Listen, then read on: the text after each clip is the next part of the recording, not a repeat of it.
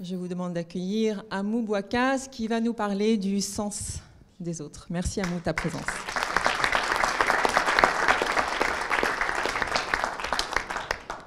Ah, ça change de la politique, ici on applaudit avant, c'est cool. Oui, bonjour à tous et bonjour à chacun, puisque je n'ai pas l'occasion de vous regarder chacun dans le blanc des yeux. Je suis venu vous dire des choses que vous savez déjà. Donc au cas où il y en aurait qui auraient du sommeil à rattraper, fermez les yeux, ça va le faire. Je suis aveugle, on me plaint. Et moi, je plains tout le monde. Il y a 500 ans que cette chanson a été chantée sur les routes de France par un troubadour aveugle qui tirait son chien guide au bout d'une ficelle à l'époque. C'était bien avant les nouvelles technologies. Que disait-il en chantant ça? Il disait la joie d'être différent, la joie de pouvoir faire chaque jour un pas de côté, de devoir s'adapter, de devoir conduire le changement sans pathos et sans gros bouquins, mais simplement par la dynamique de la vie et de ses difficultés. Est-ce que vous savez ce que c'est que le voyant stop? Non. Vous êtes venu comment, vous, aujourd'hui? Ah, ça ne m'étonne pas. Eh bien, moi, je suis venu en voyant stop. Le voyant stop, je vous le recommande, c'est un moyen de transport écologique, non polluant, avec des véhicules toujours disponibles. Quand je suis sorti de chez moi, j'ai entendu des talons de femmes juste à côté de moi, et j'ai demandé « Madame, est-ce que vous pouvez m'indiquer où est le métro, s'il vous plaît ?» Et la dame m'a emmené au métro. Et comme nos chemins sont séparés là, j'ai changé de voyant stop. Je suis allé sur le quai avec un autre voyant. Et là, je suis allé au Mexique. Et je peux tout vous dire sur la situation politique, économique du Mexique, et ce, en 10 minutes. J'ai fait ma correspondance, c'était avec un Ukrainien. Je sais tout sur les facéties de Poutine. Et puis, j'ai terminé aux Champs-Élysées avec un responsable de la maison Dior, et au moment où on se quittait devant la porte, il allait me donner l'adresse d'un mannequin. Dommage. Tout ça pour vous dire qu'en quelques minutes, j'ai fait le tour du monde le moins cher du marché et j'ai échangé avec une partie de la diversité humaine. Alors, le voyant stop, ça n'a qu'un inconvénient. C'est que pour le pratiquer, il ne faut pas être voyant. Donc, finalement, peut-être que l'aveugle, c'est l'avenir, hein, puisqu'on peut se déplacer en véhicule écologique, non polluant, donc on est vraiment développement durable.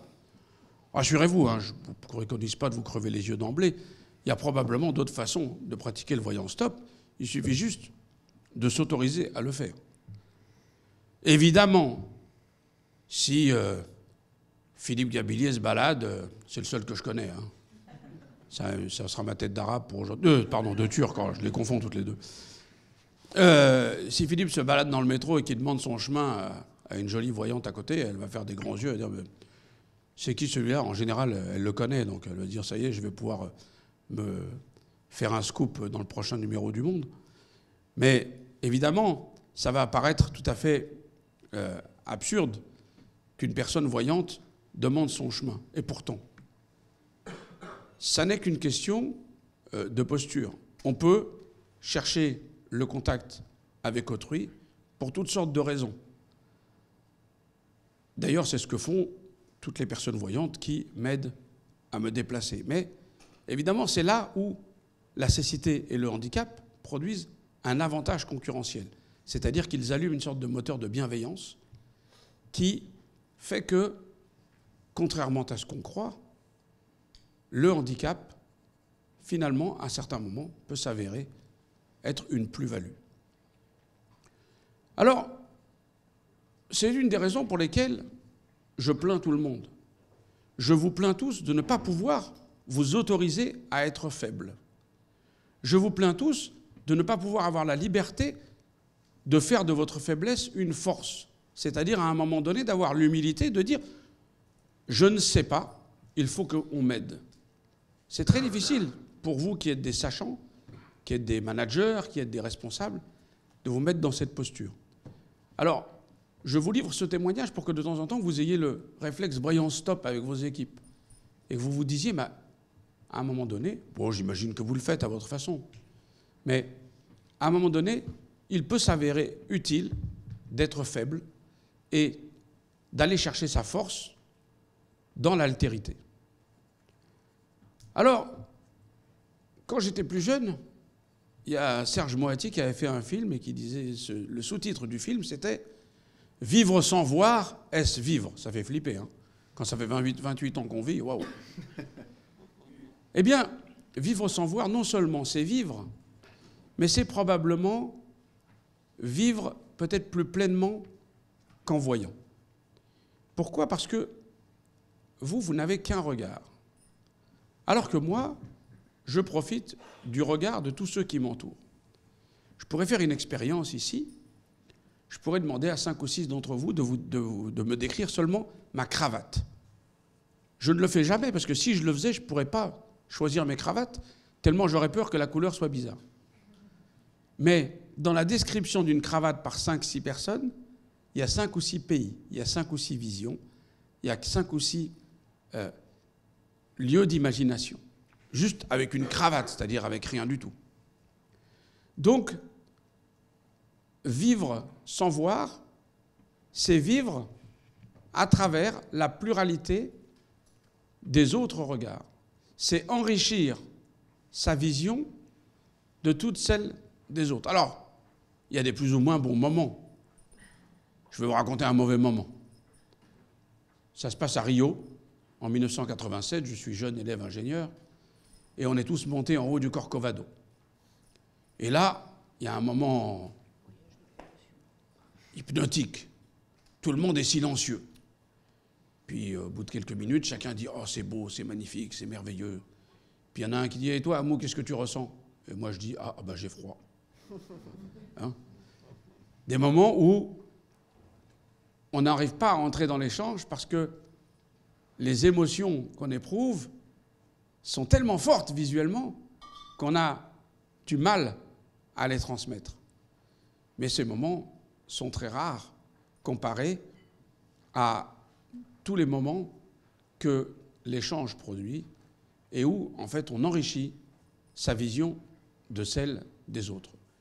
Tout à l'heure, mon dernier voyant stop de chez Dior m'a expliqué la différence entre un frac, un smoking et toutes sortes de costumes, et il me les a décrits en quelques minutes, et j'ai failli changer de sujet et vous parler de haute couture, tellement je suis rentré, en fait, dans son monde.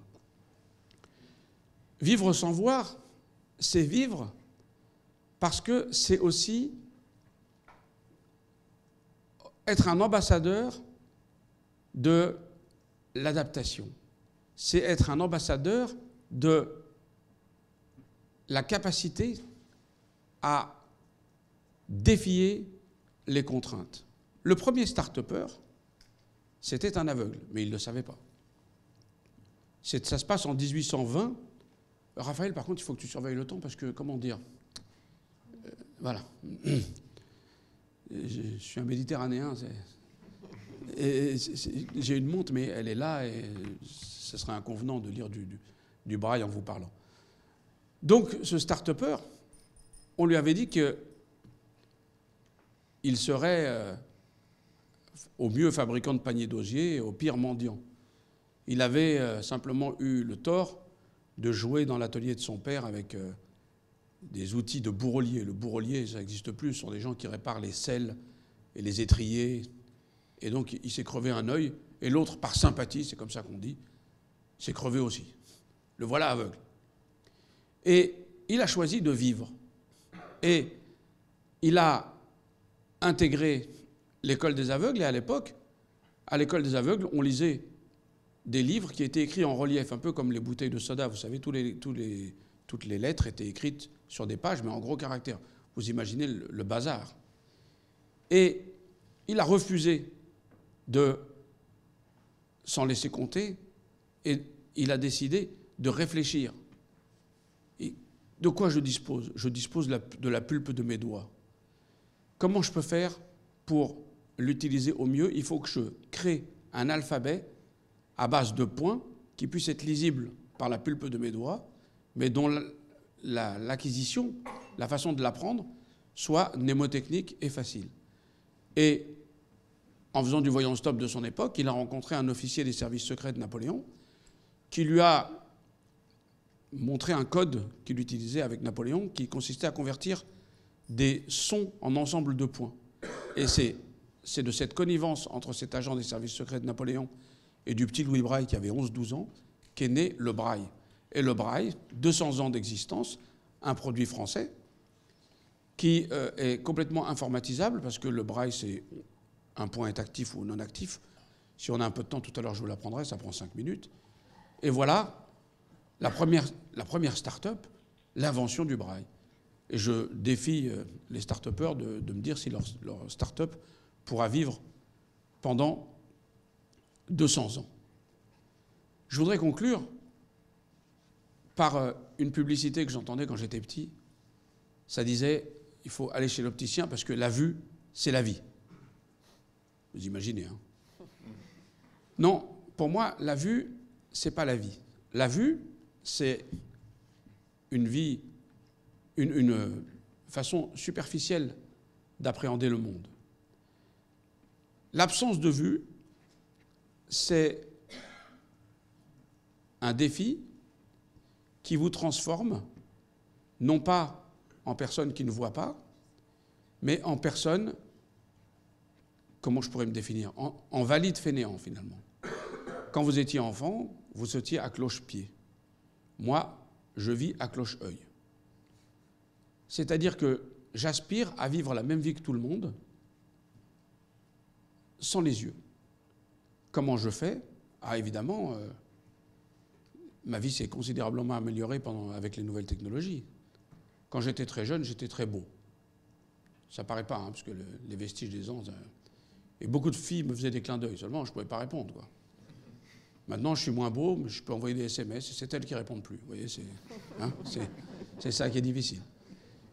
Mais vivre à cloche-œil, c'est créer les conditions par son intelligence, par les nouvelles technologies, de remplacer la vue par les autres sens. On remplace la vue par l'ouïe, on remplace la vue par le toucher. Et quand je me balade, souvent, les gens me disent « Est-ce que je peux vous poser une question indiscrète ?» Quand on me dit ça, je connais la question. « Est-ce que vous êtes aveugle de naissance ou aveugle tardif ?» Je leur dis « Je suis aveugle de naissance. » Alors elles me répondent « Ah, ça doit être quand même moins dur, hein, parce que vous n'avez jamais vu. » Alors comme moi, je suis un peu malicieux, je me retourne et je dis « Vous dites ça parce que vous ne pouvez plus être aveugle de naissance, tandis qu'aveugle tardif, il faut voir. » Et c'est vrai. Les aveugles de naissance comme moi, ils sont en voie de disparition. J'ai demandé une place aux zoo de Vincennes. Ah bah oui, on nous élimine in utero, on nous guérit dans le ventre de nos mères, on commence à repérer les gènes qui déconnent. Tiens, bah moi je sais depuis l'année dernière ce que j'ai, tiens. Ça me fait une belle jambe, hein. Mais je sais que c'est un gène qui code mal. Je pensais que j'avais des bugs, mais celui-là, ça en fait un de plus. Et aujourd'hui, la cécité, elle survient au cours de la vie. Donc, le concept de valide fainéant, il faut vraiment le mettre en évidence très tôt. Et le concept d'aveugle fainéant, de valide fainéant, c'est à vous de le mettre en œuvre. C'est-à-dire que à chaque fois qu'une entreprise produit quelque chose, il faut qu'elle le produise aussi pour les valides fainéants. Je ne vais pas faire de la pub, mais là, ici, j'ai un iPhone. Eh bien, cet iPhone, il a été conçu pour être utilisé par un valide fainéant. C'est-à-dire que si quelqu'un a un iPhone et qu'il a des problèmes de vue, pas besoin de changer de téléphone, il active le mode voice-over et il peut l'utiliser, la même technologie. Donc, nous devons faire une société pour les valides fainéants. Une société qui banalise le handicap, qui fasse qu'on puisse, à un moment donné, mettre un sens au repos sans que ce soit préjudiciable à notre vie. Alors, je finis la conversation que j'ai avec la plupart de mes interlocuteurs. Alors, comment vous faites pour manger? Comment vous faites pour faire la cuisine? Comment vous faites pour ceci? Ça finit toujours par « Ah, mais vous devez avoir un sixième sens ». Et là, je réponds « Ben non, il m'en manque déjà un, donc ça m'en ferait que 5 ». Et je leur dis « Oui, finalement, le sixième sens que j'ai, vous me le révélez, c'est probablement le sens le plus important, celui qu'on doit plutôt exacerber que de mettre au repos. Le sixième sens que j'ai, c'est le sens des autres. Et c'est le sens que je vous souhaite de développer. Je vous remercie.